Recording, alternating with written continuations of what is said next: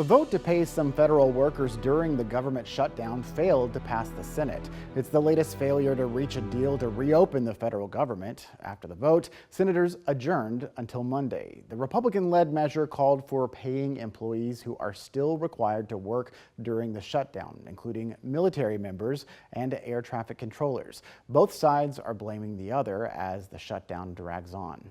Right now at airports all across America, there are 50,000 TSA agents who are going into work. They're not getting paid.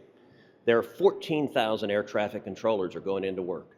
They're not getting paid. You know what the result of that is? We're seeing more and more flight delays. We're seeing cancellations. In Houston Hobby Airport last night, we had a ground stop in place because of a shortage of staffing for air traffic controllers. This is putting real pain on the American people, and Chuck Schumer and the Democrats are doing this out of political petulance.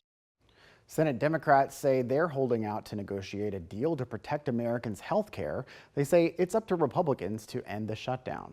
Nobody likes, the shutdown, and I think it shows the dysfunction. But remember, this is the Republicans' House, the Senate, and the White House.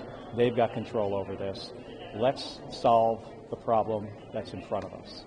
And the problem is, for my constituents, are going to have to choose between health care and rent or health care and food. The impasse comes as millions of Texans face losing benefits for food as a result of the government shutdown.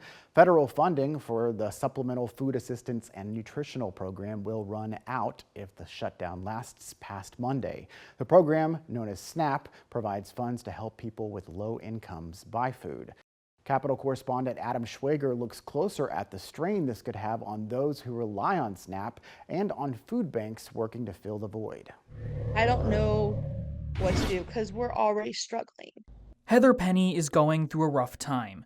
The Gatesville woman takes care of 2 of her 3 kids solely on her fiance's salary after she was let go while dealing with her parents' sickness.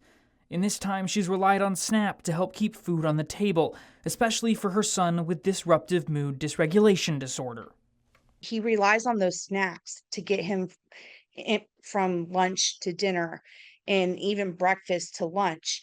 And if he doesn't get it and we try to explain to him, he's not fully comprehending what we're telling him. So food banks have already seen an increased demand because of the government shutdown. In San Antonio today, first hour and 20 minutes they were open, the food bank found that 119 individuals had been in that line because of the government shutdown. But that pales in comparison to what they could be up against on Monday. In 10 meals that someone who's low income gets, 9 of those are SNAP and 1's from a food bank. Michael Guerra is the Chief Philanthropy Officer at the San Antonio Food Bank. He's confident that experience through COVID and through hurricanes have proven Texas can handle this shutdown, but it won't be easy. It means that we're just going to have to ration.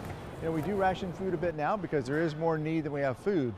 But if we have to have need that's 2, 3, 4x of what we normally can serve, we won't be able to scale that fast. Even then, SNAP offers flexibility a food bank simply can't, especially for someone with young kids. they won't eat. I try to teach them to not be picky, but it's hard. For State of Texas, I'm Adam Schwager.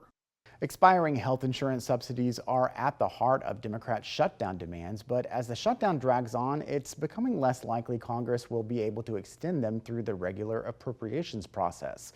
This affects people who get health insurance through the Affordable Care Act, also known as Obamacare. Enrollment for those plans begins on November 1st. Without extending subsidies, millions of people will face significantly higher monthly health insurance premiums when they start shopping for 2026 coverage. Expanded subsidies began during the COVID-19 pandemic. Extending them will require a bipartisan deal in Congress.